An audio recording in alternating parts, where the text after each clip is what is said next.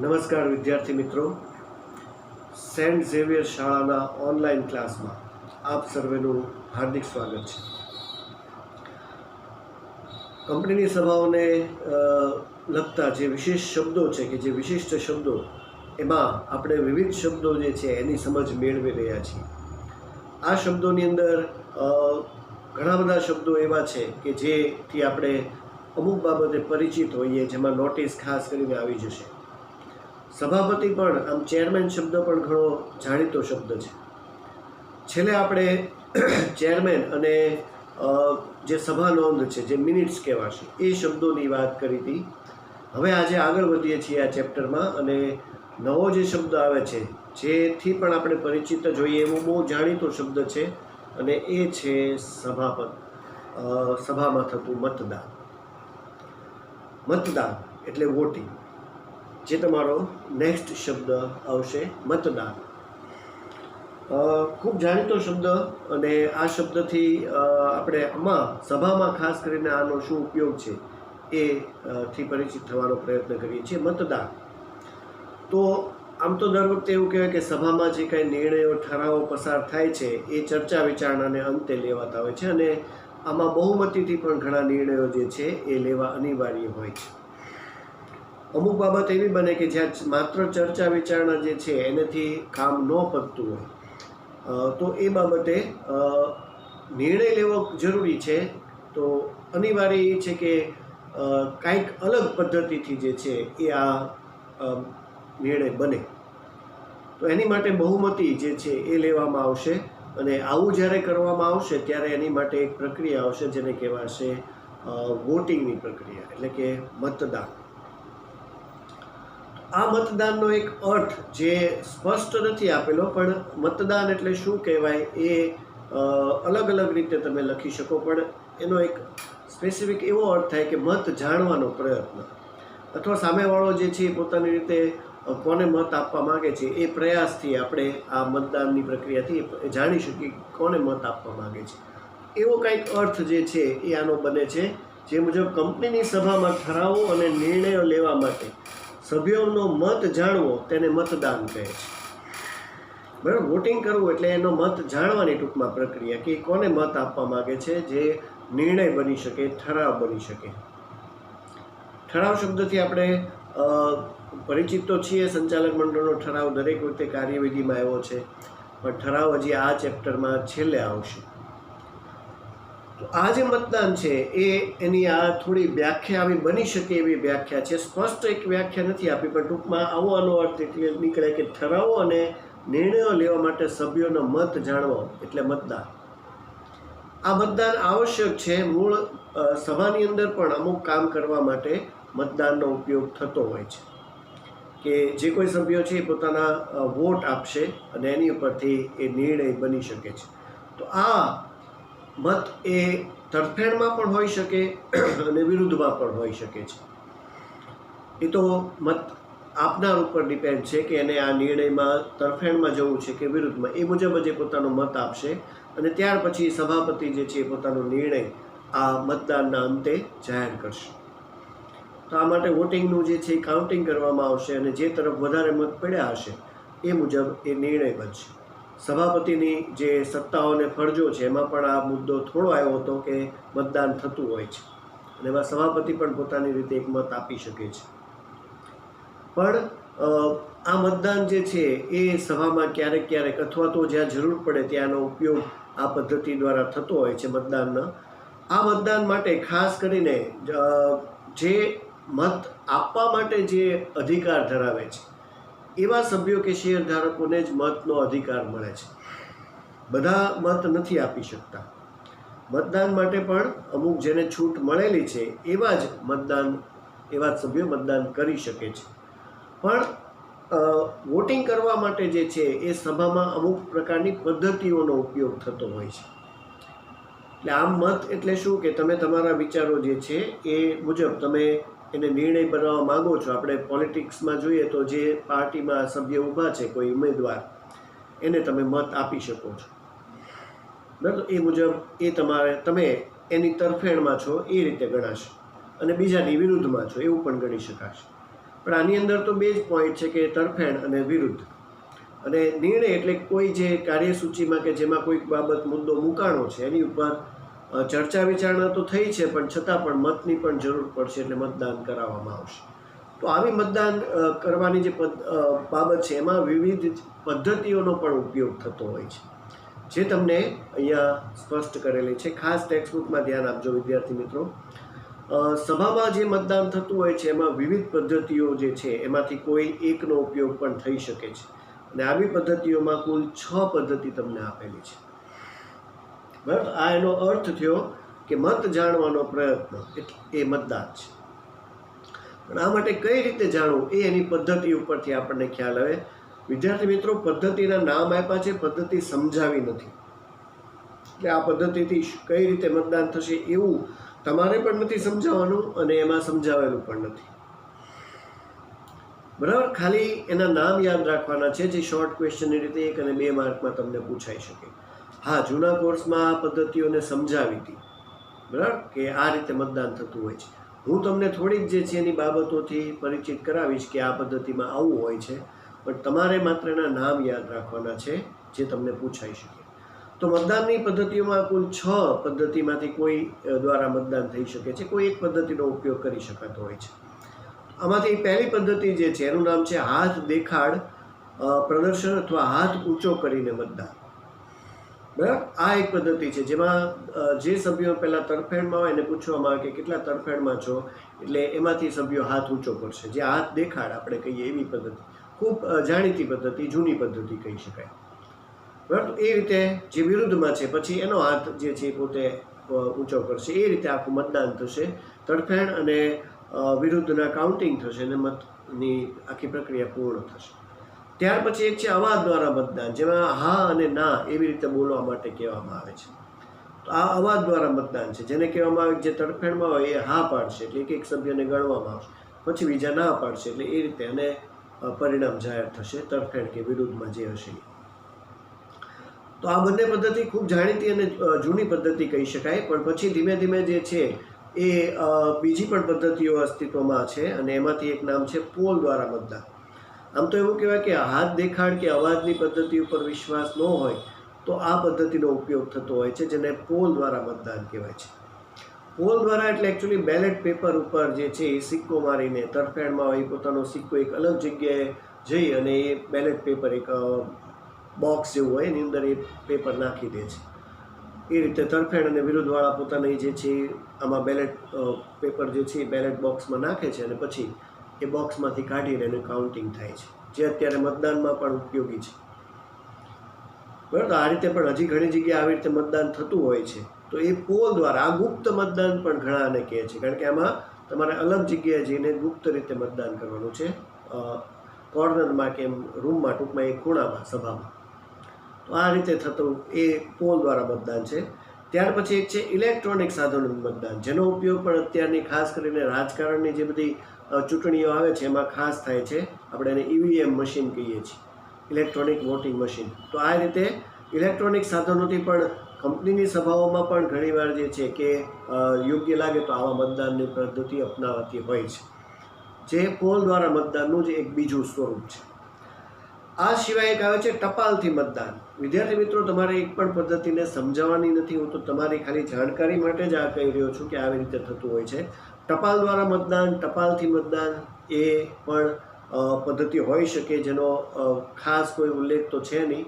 ટપાલ એટલે આપણને ખ્યાલ છે કે પોસ્ટકાર્ડ જે કહેવાય છે, અને પોસ્ટકાર્ડમાં એટલે ત્યાં પોસ્ટકાર્ડ અવેલેબલ હોય કે તમારે ઘરેથી પોસ્ટકાર્ડ લખવાનું, પદ્ધતિ કઈ રીતે છે તો સમજાવી નથી, પણ આપણે એવું ખાલી એઝ્યુમ કરી શકીએ કે આવું પણ કંઈક હોઈ શકે. અને છેલ્લી છે સભાગૃહના વિભાજન દ્વારા મતદાન. આ પદ્ધતિમાં સભામાં જેટલા સભ્યો હાજર છે એ લોકોના 2 ભાગ પાડી દેવામાં આવે છે, કે એક તરફેણમાં હોય એ એક સાઈડ વ્યા જશે, અને વિરુદ્ધમાં હોય બીજી સાઈડ જશે, અને એ આખું સભાગૃહનું વિભાજન થશે, અને એ મુજબ તરફેણ અને વિરુદ્ધનું કાઉન્ટિંગ થશે, અને પછી નિર્ણય થશે. તો આ પણ એક વિભાજનની પદ્ધતિ છે. તો મતદાનની આ બધી પદ્ધતિઓમાંથી સભામાં જે યોગ્ય લાગશે એવી પદ્ધતિના ઉપયોગથી આ મતદાન થતા હોય છે. બરાબર, તો આ પદ્ધતિઓના નામ 2 માર્ક ને 1 માર્કની રીતે તમારે ખાસ યાદ રાખવાના છે. પદ્ધતિઓ સમજાવવાની નથી હોતી, પણ નામ યાદ રાખવાના છે.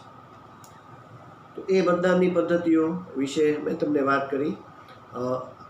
આ પછી એક આવે છે મતદાન પર નિયંત્રણ. મતાધિકાર પર નિયંત્રણ. જે મતદાન ઉપર નિયંત્રણ છે, જે મત આપવાનો અધિકાર ધરાવે છે, એની પર નિયંત્રણ કોનું છે? તો એ મુજબ એ લોકો નિયમનપત્રની જોગવાઈને અનુસંધાને એમનું નિયંત્રણ, એટલે જેની પાસે વધારે શેર છે કંપનીમાં, કે જે હોલ્ડિંગ્સ ધરાવે છે શેર ઉપર, એ લોકોને મતાધિકારનો જે છે મત આપવાનો વધારે અધિકાર છે, અથવા એ લોકોનું કંપનીની સભામાં વધારે નિયંત્રણ છે. એવું નિયમનપત્રની જોગવાઈને અનુસંધાને ખાસ બતાવેલું છે, જે કંપનીની સભાને પણ નિયંત્રિત કરી શકે છે કે નિયંત્રણ મૂકી શકે છે. અને આ માટે તમને 2 નિયંત્રણ બતાવેલા છે. કંપનીના સભ્યના નામે નોંધાયેલ શેરની બાબતમાં શેરના બાકી હપ્તાના નાણાં ભરપાઈ કર્યા ન હોય. જે નોંધાયેલા સભ્યો છે એણે બાકી હપ્તાના નાણાં ભરપાઈ નથી કર્યા, તો એ બાબતે પણ નિયંત્રણ દ્વારા મતાધિકાર પર જે નિયંત્રણ મૂકે છે એ આ પોતાની રીતે જે છે એ આ બાબતમાં કહી શકે છે, કારણ કે એમનું વધારે હોલ્ડિંગ છે, કંપનીમાં રોકાણ એમનું જાજુ છે. એ બાબતમાં પણ બાકી હપ્તાના નાણાં ભરપાઈ કર્યા ન હોય તો એ નિયંત્રણ મૂકી શકે છે. કંપની સભ્યના શેર ઉપર પોતે લિયન ધરાવતી હોય ત્યારે મતાધિકાર પર નિયંત્રણ મૂકી શકે. એટલે જેના હપ્તા બાકી છે એની ઉપર મતાધિકારનું નિયંત્રણ મૂકી શકે, શેરધારકો પણ નિયંત્રણ મૂકી શકે, અથવા લિયનનો હક હોય અને પૈસા ઉઘરાવવાના બાકી હોય તો એના અનુસંધાને પણ કંપની એની પર મત આપવાનો અધિકાર રોકી શકે છે. સભ્યો પણ ના પાડી શકે છે કે આ વ્યક્તિ મત ન આપી શકે. આ બંને નિયંત્રણો જે 2 માર્ચ સુધીમાં છે, તો આવા મત આપવાનો અધિકાર હોવા છતાં પણ એમના અધિકારો ઉપર નિયંત્રણ કંપની મૂકી શકે છે. જેના હપ્તા બાકી છે અને લિયનનો હકનો ઉપયોગ કંપની કરી શકે એમ છે, તો એને કંપની મત આપવા દેતી નથી. બરાબર. આ બાબતે ખાસ અહીંયા જે સંજોગો આપ્યા છે, એટલે આ એક પ્રકારે નિયંત્રણ એ સંજોગો પણ છે કે આ સંજોગોમાં નિયંત્રણ મૂકી શકાય, એવી રીતે પણ પ્રશ્ન બને છે. બરાબર. આખો શબ્દ મતદાન છે, જે સ્વરૂપે આના નાના નાના પ્રશ્નો ખાસ કરીને બતાવેલા છે.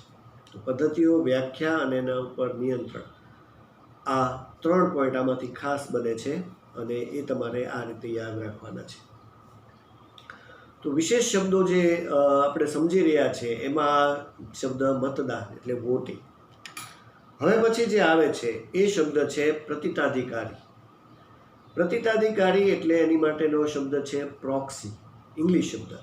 પ્રોક્સી ખૂબ જાણીતો શબ્દ છે, ગુજરાતીમાં એને પ્રતિતાધિકારી કહેવાય છે. તો આ પ્રતિતાધિકારી એટલે પ્રોક્સી, એનો અર્થ આમ તો આમાં આપેલો છે ને આપણે સમજીએ છીએ, પણ તમને એક સામાન્ય આનો અર્થ કહે કે પ્રોક્સી એટલે શું? તો કે તમારી શાળામાં કોઈ ટીચર હાજર રહી શકે એમ ન હોય, કે આવી શક્યા ન હોય, તો એનો જે લેક્ચર છે એ લેવા માટે એ શાળામાં જે બીજા શિક્ષક હાજર છે એ જ વિભાગના, એ એનો લેક્ચર એટેન્ડ કરશે.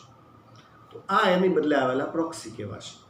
બરાબર. આ એક સામાન્ય સમજ છે, પણ જે કંપની ધારામાં જે વ્યાખ્યા આપવામાં આવી છે પ્રોક્સીની, એ આપણે ખાસ સમજીએ છીએ.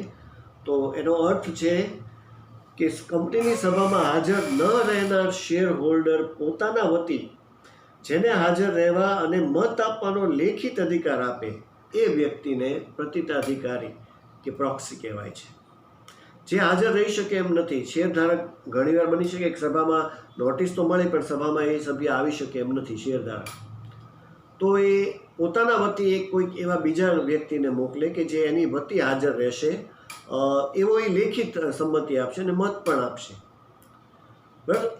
એની બદલે જે હાજર નથી રહ્યો એના બદલે જે આવ્યો છે એનો પ્રોક્સી કહેવાશે. આવો અર્થ અહીંયા થોડો બનાવી શકાય છે. બરાબર. આ લેખિત અધિકાર એને આપવામાં આવે છે ને આ નવો વ્યક્તિ એ પ્રતિતાધિકારી કે પ્રોક્સી કહેવાશે. બરાબર. તો આ રીતે ઘણીવાર એવું બને છે કે સભ્યો હાજર ન રહી શકે, તો આ બીજા વ્યક્તિ પણ એના વતી હાજર રહી શકે છે. એ માટે આ પ્રોક્સીની નિમણૂક થાય છે. પ્રોક્સી તરીકે એક બાબત કીધેલી છે કે કંપનીનો સભ્ય જ હોય એવું જરૂરી નથી. સામેવાળા વ્યક્તિના કોઈ સગા સંબંધી કે એવો પણ કોઈ હોઈ શકે છે. કંપનીનો મેમ્બર હોય એવું જરૂરી નથી. પ્રોક્સી તરીકે કોઈ પણ વ્યક્તિ બહારનો પણ આવી શકે છે.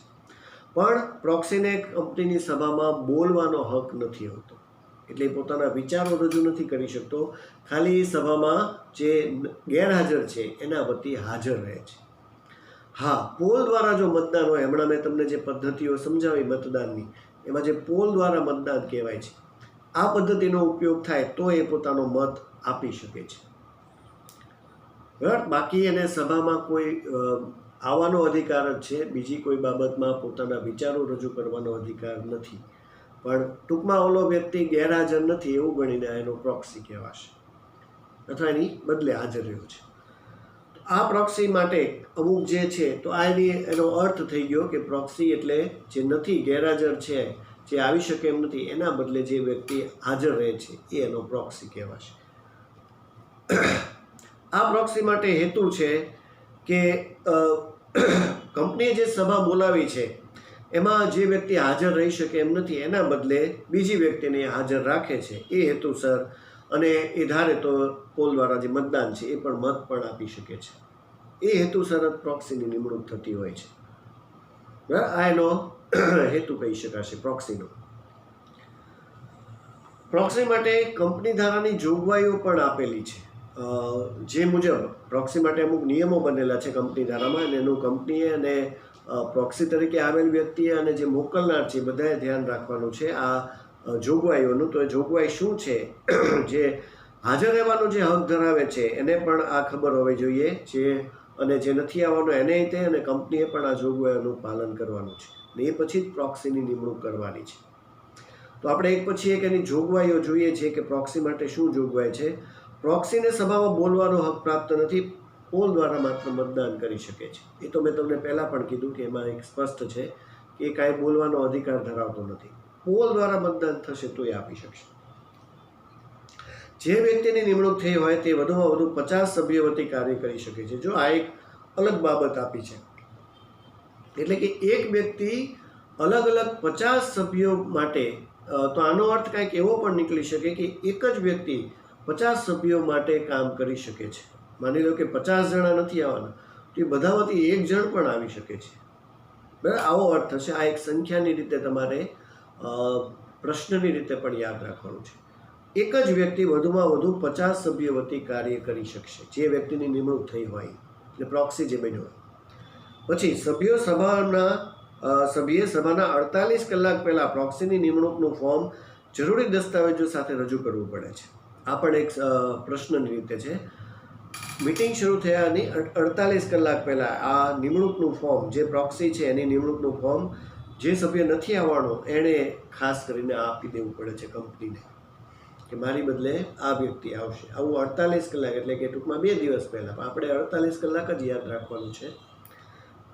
એ નથી આવવાનો એ સભ્યએ આ પ્રોક્સીની નિમણૂકનું ફોર્મ કંપનીમાં પહોંચાડી દેવાનું છે. સગીરને પ્રોક્સી તરીકે નિમણૂક આપી શકાશે નહીં. બરાબર. સગીર વ્યક્તિ પ્રોક્સી નથી બની શકતો. બહારનો કોઈ પણ વ્યક્તિ બની શકે. આગળ મેં તમને કીધું કે સભ્ય હોય એવું જરૂરી નથી, કોઈ પણ આવી શકે, પણ જે 18 વર્ષથી નીચેના સગીર છે એવા વ્યક્તિને નથી નિમાતા. અને છેલ્લી જોગવાઈ, એક જ વ્યક્તિની કંપનીમાં સંદર્ભમાં ઉપરની જોગવાઈઓ લાગુ પડતી નથી. બરાબર. આ જોગવાઈઓ જાહેર કે ખાનગી કંપનીની રીતે જ કહી શકાશે. આમ તો આ વધારે જે બધી બાબતો આપેલી છે એ જાહેર કંપનીની રીતે જ આપણે સમજવાની છે. એકલ વ્યક્તિમાં ઉપરની એક પણ જોગવાઈ લાગુ પડતી નથી. તો હવે તમે આવું 1-2 વાર આવી ગયું, કોરમમાં આવી ગયું, અહીંયા પણ આવ્યું છે, હજી પણ એકવાર આવ્યું હતું. તમને કદાચ આ તો એક પ્રશ્નની રીતે કહું છું કે કદાચ એવું પૂછાય કે પ્રોક્સી માટે એકલ વ્યક્તિ કંપનીમાં જોગવાઈ નથી લાગુ પડતી, એ કઈ છે, તો તમારે ઉપરની 4 જોગવાઈ જે છે એ પણ સવાલની રીતે યાદ રાખવી પડે. આ તો એક એઝ્યુમ કરેલો પ્રશ્ન છે કે આવું કદાચ કોઈકને વિચાર આવે બોર્ડમાં ને આવો પ્રશ્ન પૂછી લે કે પ્રોક્સી માટે એકલ વ્યક્તિ કંપનીમાં કઈ જોગવાઈ નથી લાગુ પડતી, તો એનો અર્થ એવો હતો કે ઉપરની 4 તમારે લખવી પડે. બરાબર. આ ખાલી જાણકારી માટે. તો આ થયું કંપની, એટલે કંપનીને પ્રોક્સીને અને જે પ્રોક્સી તરીકે જેને મોકલે છે એ ગેરહાજર રહેનાર સભ્યને પણ આ બધી બાબતોની ખબર હોવી જોઈએ. એ જ છે કંપની ધારાની એની જોગવાઈ. આ પ્રોક્સી માટે એટલે કે પ્રતિતાધિકારી માટે સેક્રેટરીએ પણ ઘણું બધું કામ કરવાનું હોય છે, કારણ કે એણે પણ ધ્યાન રાખવાનું છે કે કોણ આવે છે, કયો વ્યક્તિ નથી આવ્યો, એનો ફોર્મ છે એ મોકલે છે ત્યારે એ તપાસવાનું, આ બધું કામ એનું રહેશે. તો એની ફરજો પણ તમને આપેલી છે, પ્રોક્સી અંગેની સેક્રેટરીની ફરજો. એક પછી એક ફરજમાં પહેલી છે પ્રોક્સીની નિમણૂક અંગેના ફોર્મ એકત્ર કરવા અને તપાસવા. જે પ્રોક્સીના ફોર્મ આવ્યા છે એ બધા ભેગા કરવા અને એની ચકાસણી કરવી એ સેક્રેટરીની ફરજ રહેશે. ફોર્મમાં શું તપાસવાનું છે તો કે ફોર્મ મળ્યા તારીખ, સમય, સ્થળ, સ્ટેમ્પ, સહી અને સભ્યનું કાયદેસરપણું તપાસવું. જો આ પણ એક પ્રશ્ન છે કે પ્રોક્સી ફોર્મમાં સેક્રેટરી શું તપાસવાનું હોય છે. એ ફોર્મ કઈ તારીખે મળ્યું, ફોર્મમાં મળ્યા તારીખ, સમય, સ્થળ, સ્ટેમ્પ પણ હોય છે, આમાં પણ સ્ટેમ્પ હોય છે, અને સહી. અને એક છેલ્લું છે સભ્યનું કાયદેસરપણું તપાસવું. આ શબ્દને ખાસ સમજો. કાયદેસરપણું ઇન ધ સેન્સ કે જે પ્રોક્સી તરીકે આવ્યો છે એ વ્યક્તિ ખરેખર વેલિડ છે, જેમ આગળ કીધું કે સગીર ન હોવો જોઈએ કાયદેસર રીતે. અને બીજું એક આનો અર્થ એવો પણ નીકળી શકે કે ખરેખર જે વ્યક્તિને મોકલવામાં આવ્યો છે એ સભ્ય પોતે હજી સભ્ય છે કે નહીં. ઘણીવાર એવું હોય છે કે સભ્ય ન હોય ને એની બદલે એ કોઈ પ્રોક્સીને મોકલી દે, પોતે તો કંપનીમાં સભ્યય નથી છતાં પણ પ્રોક્સીને મોકલ્યો. આ કાયદેસરપણું કહેવાશે. જો મેન્શન નથી કરેલું કે આવું જ કાયદેસરપણું હોવું જોઈએ તો આમાં આપણે જ્યારે આવા પોઈન્ટ આવે ને ત્યારે થોડું એઝ્યુમ કરી શકીએ કે આવું હોઈ શકે, બરાબર. એટલે આ રીતે તમારે થોડું તો એ સેક્રેટરીએ તપાસવાનું છે. બીજું, પ્રોક્સી નિમણૂકની યાદી તૈયાર કરવી. ફોર્મના આધારે એક આખી યાદી તૈયાર કરશે જેમાં સભ્યનું નામ એટલે કે જે નથી આવવાનું એનું નામ, પ્રોક્સીનું નામ એટલે કે જે એની બદલે આવવાનો છે એ, શેરની સંખ્યા, જે સભ્ય ગેરહાજર છે એને પાસે કેટલા શેર કંપનીના છે એની સંખ્યા તપાસવાની, મતની સંખ્યા, કારણ કે શેરની સંખ્યા મુજબ એ મતની સંખ્યા નક્કી થતી હોય છે. આ કઈ રીતે તો કે જેની પાસે ઝાઝા શેર એ વધારે મત આપી શકે છે એવું હોય છે, બરાબર. એટલે એની મુજબ મતની સંખ્યા, જેની પાસે 100 શેર છે એ 1-2 મત આપી શકે, જેની પાસે 1000 શેર છે એ વધારે મત આપી શકે, 10-15 મત આપી શકે. એ રીતે મતની સંખ્યા પણ ગણવાની છે, બરાબર. આ બધી નોંધ પણ એને રાખવાની છે, એટલે એની ફરજ રહેશે પ્રોક્સી માટે. પ્રોક્સી નિમણૂકના ફોર્મ સમયસર ન મળ્યા હોય તો રદ કરવા. આગળ કંપની ધારાની જોગવાઈમાં કીધું છે કે 48 કલાક પહેલાં મળી જવા જોઈએ. જો એ સમયસર ન મળે તો આ ફોર્મ રદ થઈ જશે, એટલે કે એ પ્રોક્સી તરીકે એને હાજર રહેવાનો પછી અધિકાર નહીં મળે, બરાબર. અને છેલ્લી જે ફરજ છે પ્રોક્સી પોતાનો હક યોગ્ય કાયદેસર રીતે નિયમનપત્રની જોગવાઈ અનુસાર કરે એ જોવાની ફરજ. તો આમ તો પ્રોક્સીને ખાલી હક કેટલો છે પોલ દ્વારા મતદાનનો, બોલવાનો તો કાંઈ હક નથી, બરાબર. તો એ જ સેક્રેટરીએ ધ્યાન રાખવાનું છે કે એ ખાસ કરીને પોલ દ્વારા મતદાન થાય તો એ કરે અને વચ્ચે કોઈ બાબતમાં પોતાના વિચારો રજૂ ન કરે. આવું ધ્યાન એણે પ્રોક્સી માટે રાખવાનું છે. આ રીતે આ પણ પ્રશ્નની રીતે જ આપણે સમજવાનું છે. આખો પ્રોક્સીનો મુદ્દો અહીંયા સ્પષ્ટ કરેલો છે કે પ્રોક્સી એ ખૂબ જરૂરી છે, કારણ કે બની શકે ઘણીવાર કે બધી વખતે બધા સભ્યો હાજર રહી શકે એવું જરૂરી નથી. તો એ પોતાના વતી કોઈને મોકલી અને આ જે ગેરહાજરી છે એને પૂરી કરી શકે છે, એટલે હાજર જ ગણાશે, બરાબર. તો આવો આ શબ્દ વિશેષ શબ્દોમાં યોજાતા શબ્દોમાં પ્રોક્સી એ પણ અહીંયા આપણે સમજ્યા છીએ. આમ તો આ 7મો શબ્દ કહી શકાય જે પ્રોક્સી છે. પછી 2 શબ્દો જેમાં આમ 8 શબ્દો છે, પણ પ્રસ્તાવ અને ઠરાવ જે નેક્સ્ટ છે એ તમારે બંને ભેગા લખાતા શબ્દો છે. હંમેશા પ્રસ્તાવ અને ઠરાવ એ બંને શબ્દો ભેગા જ આવી જતા હોય છે, પણ એની સમજ તો અલગ જ છે. એટલે આ પ્રસ્તાવ અને ઠરાવ એ આમ છેલ્લો 8મો શબ્દ છે, પણ 2 ભેગા આવવાથી કુલ 9 શબ્દો છે. એમાં હવે એક પછી એક બંનેની થિયરી અલગ છે, એટલે આપણે માત્ર અત્યારે પહેલાં પ્રસ્તાવ એ જોઈએ છીએ. પ્રસ્તાવ એ સ્વરૂપે પ્રપોઝલ કહેવાશે, બરાબર. આપણી કોઈક રજૂઆત એવું કહી શકાય. તો આ પ્રસ્તાવનો અર્થ એક આપ્યો છે એ સ્પષ્ટ કરીએ કે કંપનીની સભામાં જે બાબત સભ્યોની સમક્ષ ચર્ચા વિચારણા માટે રજૂ કરવામાં આવે તેને પ્રસ્તાવ તરીકે ઓળખવામાં આવે છે, બરાબર. જે મુદ્દો તમે મૂકો છો એ તમારો પ્રસ્તાવ થશે. દાખલા તરીકે કોઈ સભ્ય છે એને કંઈક વિચાર આવ્યો કંપનીના વિકાસને લગતો, તો એ પોતાનો મુદ્દો મૂકશે, એટલે ટૂંકમાં એ એનું પ્રપોઝલ છે, પ્રસ્તાવ છે, અને પછી એની ઉપર બધા ચર્ચા વિચારણા કરશે. આ પ્રસ્તાવનો અર્થ બને છે. કે ચર્ચા વિચારણા માટે જે મુદ્દો મૂકવામાં આવશે, જે બાબત રજૂ કરવામાં આવશે એ જ પ્રસ્તાવ કહેવાશે. બરાબર. તો આ મુજબ આની થોડી બાબતો આપણે જોઈએ. પ્રસ્તાવનો આ અર્થ થયો, કોઈક મુદ્દો કે જે પ્રસ્તાવ છે એ ચર્ચા વિચારણા માટે કોઈ એક સભ્ય જે છે એ પોતાની રીતે બીજા સભ્યો માટે મૂકશે, એટલે એની વચ્ચે ટૂંકમાં એ રજૂઆત માટે મૂકશે. પછી બધા સભ્યો જે છે આની પર સભામાં જે હાજર રહેલા છે એ પોતપોતાની રીતે પોતાના મંતવ્યો કે અભિપ્રાયો આપશે. બરાબર. આમાં આ કાર્યસૂચિમાં પણ આ પ્રસ્તાવ અગાઉથી મોકલી શકાય છે, જેથી સભ્યો પોતાની રીતે વિચાર કરીને આવે. એ પ્રસ્તાવ જ છે. આમ તો કાર્યસૂચિમાં જે યાદી છે એ પ્રસ્તાવ જ છે એકચ્યુઅલી, પણ ઘણીવાર સભ્યો જે છે પોતાની રીતે મિટિંગમાં પણ કંઈક બાબતો વચ્ચે પણ મૂકી શકતા હોય છે. તો બધા પોતપોતાના મંતવ્યો અભિપ્રાયો આપશે અને એની ઉપર ચર્ચા થશે અને પછી એ પ્રસ્તાવને મૂળ સ્વરૂપમાં, એટલે જે પોઈન્ટ સાથે કહેવામાં આવ્યું છે અથવા એમાં કંઈક સુધારા વધારા સાથે એ બહુમતીથી પસાર થશે તો એ ઠરાવ બનશે. વિદ્યાર્થી મિત્રો, અહીંયા ઠરાવની વ્યાખ્યા પણ પ્રસ્તાવમાં સાથે આવી ગઈ છે. બરાબર. જે તમે ખાસ કરીને આમાં ટીક કરી લેજો કે સભ્ય પ્રસ્તાવને મૂળ સ્વરૂપમાં અથવા સુધારા વધારા સાથે બહુમતીથી પસાર કરે ત્યારે તેને ઠરાવ તરીકે ઓળખવામાં આવે છે. તમારા પ્રસ્તાવના પેરેગ્રાફમાં જ ઉપર જે આપ્યો છે એમાં જ આ ઠરાવની વ્યાખ્યા છે. આ માત્ર ઠરાવની વ્યાખ્યા કહેવાશે. બરાબર. તો આને ખાસ ટીક કરી લેજો. આ ઠરાવનો 1 માર્કનો પ્રશ્ન બની રહેશે. તો મૂળ સ્વરૂપમાં અથવા ફેરફાર, સુધારા વધારા સાથે પણ બહુમતીથી જે પસાર થશે, એટલે ચર્ચા વિચારણા પછી બધા નિર્ણય લેવાશે, જેમાં મતદાન પણ આવી જાય. મતદાન થાય તો પણ જો બહુમતી તરફેણમાં જશે તો એ ઠરાવ બનશે. અહીંયા તમે એક ખાસ એ પણ ઉમેરી જશો કે સુધારા વધારા સાથે બહુમતીથી તરફેણમાં પસાર કરે ત્યારે તેને ઠરાવ.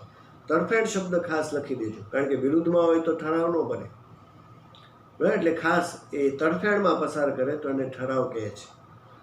આ સભ્યો જે છે ટૂંકમાં એ મંજૂર કરે પછી જ ઠરાવ બને છે. એટલે પ્રસ્તાવ મંજૂર થયો કે ભાઈ આ મુદ્દો જે છે એ બધાએ બહુમતી આપી કે નહીં આ બરાબર છે, આ કંપનીના વિકાસની બાબત જ છે. ચર્ચા વિચારણામાં અમુકે વિરોધ પણ કર્યો, પણ બહુમતી તરફેણમાં આવી એટલે એ ઠરાવ બની ગયો.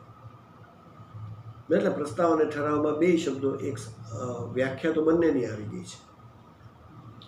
તો આ રીતે પ્રસ્તાવ રજૂ કરવામાં આવશે. આમાં એક સભ્ય પોતાની રીતે પોતાના જે વિચારો છે એ પ્રસ્તાવ સ્વરૂપે રજૂઆતમાં મૂકશે અને બીજા જે હશે એને ટેકો આપનાર બનશે કે ભાઈ આ બાબત જે કહી રહ્યો છે અમે એને સપોર્ટ કરીએ છીએ. તો એ ટેકો આમાં વિરુદ્ધમાં પણ હોઈ શકે છે અને સપોર્ટમાં પણ હોઈ શકે, પણ જે સપોર્ટ આપે છે એ બીજા સભ્યોને ટેકો આપનાર કહેવાય છે.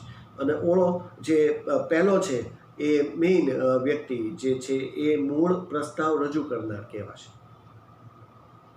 બરાબર. તો આ રીતે પ્રસ્તાવ હોય છે. ચર્ચા વિચારણાને અંતે રજૂઆત થાય છે. પ્રસ્તાવ જે છે એમાં અમુક એવી બાબતો છે જેમાં નોટિસમાં એની બાબતો રજૂ કરવી પડે છે અને અમુક પ્રસ્તાવ એવા છે કે જેમાં નોટિસ આપવી જરૂરી નથી.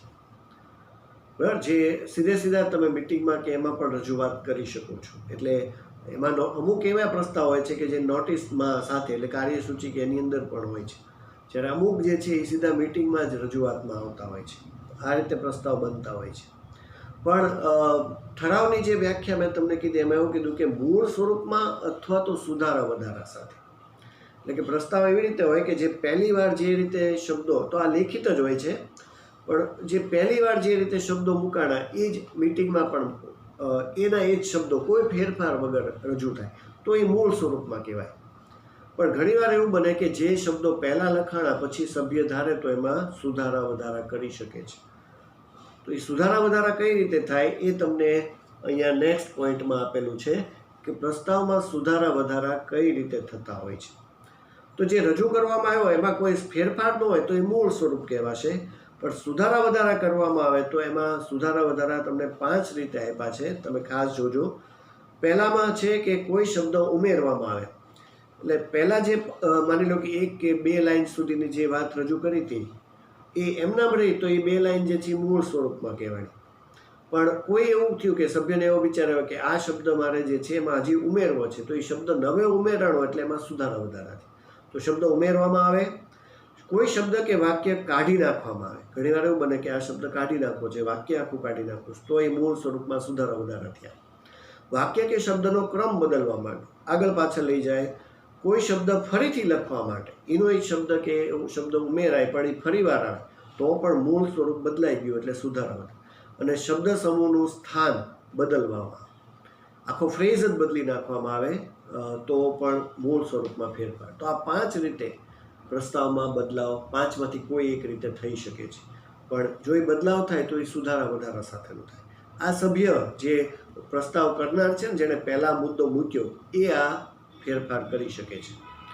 એની માટે ખાસ આ કીધું છે કે સભાની કાર્યવાહી દરમિયાન થાય છે, એકવાર સુધારા વધારો થાય પછી બીજી વાર સુધારા વધારા માટે સભ્યોની, સભામાં જે હાજર સભ્યો છે એની સંમતિ લેવી પડે, એ સિવાય એ બદલી શકાતો નથી. એટલે મૂળ સભ્ય પોતાની રીતે એકવાર તો કોઈ શબ્દ કાઢી નાખી કે ઉમેરી શકે, પણ પાછો એને બદલાવ લાવવો હોય તો એ માટે પછી સભ્યોની સંમતિ જરૂરી છે, પછી જ એ બદલી શકે છે. એકવાર બદલી શકાય. આ બાબતે ખાસ કીધેલું છે કે જે સુધારો વધારો જે કાંઈ કરવામાં, એટલે નવો શબ્દ ઉમેર્યો, કાઢી નાખ્યો, જે કાંઈ ફેરફાર કરે, એ જે પહેલાં જે મૂળ પ્રસ્તાવ હતો ને એની વિરુદ્ધમાં કે એને સાવ બદલી નાખે એવો ન હોવો જોઈએ. વાક્ય બદલવું હોય, વાક્ય કાઢી નાખે તો પહેલાં જે પ્રસ્તાવ હતો એનેથી સાવ વિરુદ્ધમાં કાંઈક અલગ જ વાત લઈને આવતો એવું ન હોય. નાનો મોટો ફેરફાર થઈ શકે પણ જે પ્રસ્તાવ પહેલાં હતો એની સાથે સુસંગત તો હોવો જોઈએ. એટલો બધો ફેરફાર ન થાય કે આખું વાક્ય જે છે સાવ જુદું, પહેલાં આમ હતું ને હવે આખી જુદી, એટલે આ તરફ જવાનું હતું ને હવે તમે આ તરફ જાઓ છો, એવું થઈ. એટલો બધો ફેરફાર શક્ય નથી. બરાબર? તો વિરુદ્ધનો ન હોવો જોઈએ કે મૂળ પ્રસ્તાવને બદલી નાખે એવો ન હોવો જોઈએ, પણ સુધારા વધારા શક્ય છે. તો આ જે મુદ્દો મૂકવામાં આવશે એ ચર્ચા વિચારણા માટે જે રજૂઆત છે એ પ્રસ્તાવ કહેવાશે. બરાબર? તો એમાં સુધારા વધારા પણ થઈ શકે. કઈ રીતે? 2 માર્ક કે 1 માર્કનો પ્રશ્ન છે. શબ્દને કાઢવો, શબ્દને ઉમેરવો, વાક્યનો ક્રમ બદલવો, એ બધું જે લખ્યું છે એ 5 પોઈન્ટ એ 1 અને 2 માર્ક સુધીમાં પણ પૂછાય. આમાં જ ઠરાવની પણ વ્યાખ્યા આવી ગઈ છે, યાદ રાખજો. ઠરાવ શબ્દ હજી અલગ છે પણ એમાં તો સીધાના પ્રકારોની જ વ્યાખ્યાથી છે. ઠરાવની એક્ઝેક્ટ વ્યાખ્યા તમને આગળ મેં કીધી. બરાબર? તો એ રીતે 1 માર્કની વ્યાખ્યા ઠરાવની યાદ રાખવાની છે. પ્રસ્તાવ અને ઠરાવ ભેગા જ બોલાતા શબ્દો છે, કારણ કે પ્રસ્તાવ પછી ઠરાવ બને છે. પણ થિયરી તો અલગ છે, એટલે આપણે અત્યારે પ્રસ્તાવ, આ છેલ્લા 2 શબ્દો છે એમાંથી આપણે પ્રસ્તાવ આજે જોયો છે. ઠરાવનો આખો જે પોઈન્ટ છે એ આપણે હવે છેલ્લા લેક્ચરમાં લઈશું. આની પછીનો લેક્ચર આ ચેપ્ટરનું છેલ્લું લેક્ચર રહેશે, કારણ કે ઠરાવ સાથે આ ચેપ્ટર પૂરું થઈ જશે. તો નવા લેક્ચરમાં આપણે એની ઠરાવની બાબતોની વાત કરશું. આજની જે થિયરી સમજાવી, મતદાન, પ્રોક્સી અને આ પ્રસ્તાવ, બરાબર, એ તમારે એકવાર લખવાની છે અને હોમવર્કમાં સબમિટ કરાવવાની છે. બરાબર વિદ્યાર્થી મિત્રો? તો નવા લેક્ચરમાં આપણે ફરીવાર મળીએ છીએ અને આ વિશિષ્ટ શબ્દોમાં છેલ્લો શબ્દને આપણે સમજ ત્યારે મેળવશું. ત્યાં સુધી સર્વેને નમસ્કાર.